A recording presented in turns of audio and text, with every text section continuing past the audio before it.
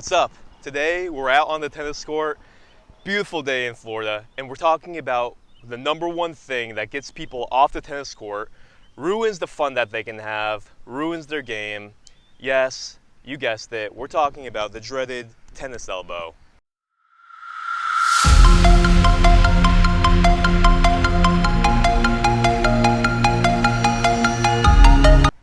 You see it happen to way too many people. Why the heck is this happening? Well, we're going to talk about that today. First of all, what is it? Tennis elbow is pain on the outside of your elbow, not on the inside of your elbow. That's commonly called golfer's elbow. It's on the outside of the elbow, right near the elbow. It's actually inflammation of the tendon of the extensor muscles of your forearm. Okay? So the forearm muscles are on the top, the opposite side of your palm. These muscles get overloaded for a couple of reasons that we're going to talk about, and they pull on that tendon that connects to the bone and inflames it, so it's angry, and that's no good.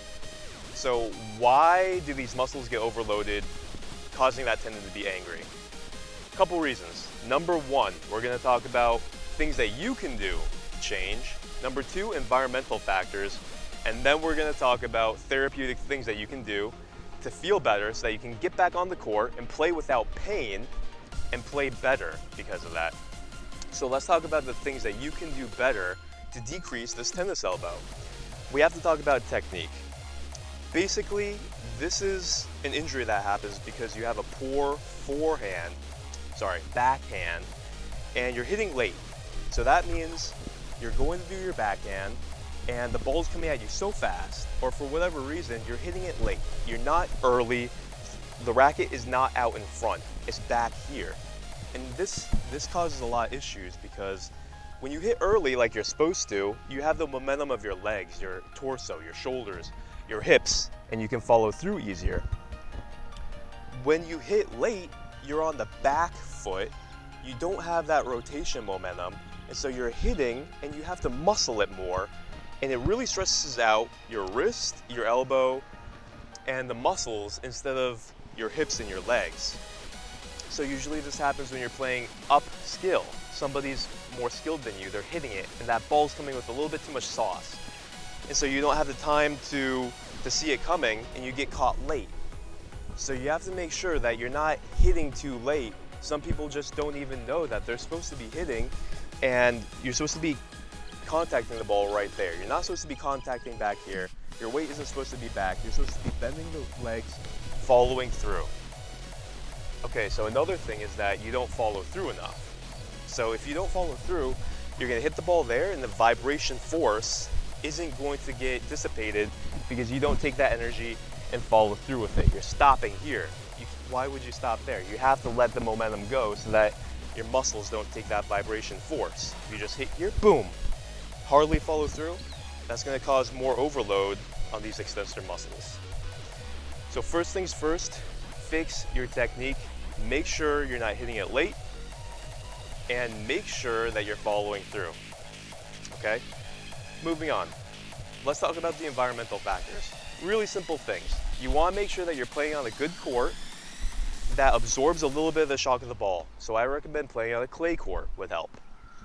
The ball quality. You can't be playing with a dead ball.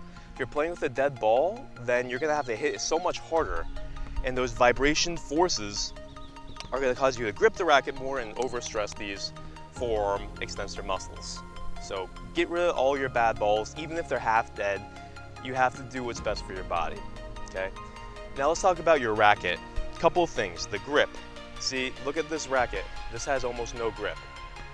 This is a great example of something that will cause more tendinitis. You want to make sure that your grip is a little bit bigger. The smaller the grip tape is, the harder you're going to have to grip, and that's going to stress out your forearm muscles. So you want to get a good grip tape. Go to the pro shop and ask for the one that's soft and absorbs the shock. Shock absorbent grip tape is fantastic for decreasing those vibration forces that will go and overload your forearm muscles. Let's talk about the strings. You want to get a little bit looser strings. If the strings are too tight, then that's going to increase the vibration forces that are going to travel into your forearm. So I recommend getting the strings loosened about 3 to 5 pounds. that will usually make it about 52 to 55 pounds. So the guys at the pro shop will understand this terminology. Just ask them to loosen your strings a little bit. That will definitely help you a lot. Next thing, you don't want to have a racket that's too big of a head. The reason being is that increases the chances that you're going to hit it on the perimeter, which is going to be no good because that really stresses out these pronation and supination muscles, which are in your forearm. You want to have a small sweet spot. You don't want to have this big lever arm when you hit it on the perimeter that's trying to bring the racket the wrong direction. You have to force it that way. So make sure that you have a medium-sized head on your racket. So the material of your racket also matters. You want to make sure that it's lightweight. So I recommend a titanium frame or a graphite frame. Those are going to be the most lightweight and most shock absorbent. So fix your racket, fix the court, get rid of all those balls. And another thing that you can do is you have to look at the conditioning of your forearm muscles. If you don't do any strength and conditioning for these muscles, then they're going to get overloaded that much easier. So once you take care of those issues, then we can get into the therapeutic things that we can do to help the inflammation go down and bulletproof you by strengthening you so that you can stay on the court longer. You're not going to get that tennis elbow. You can have more fun with your friends. Let's look into it.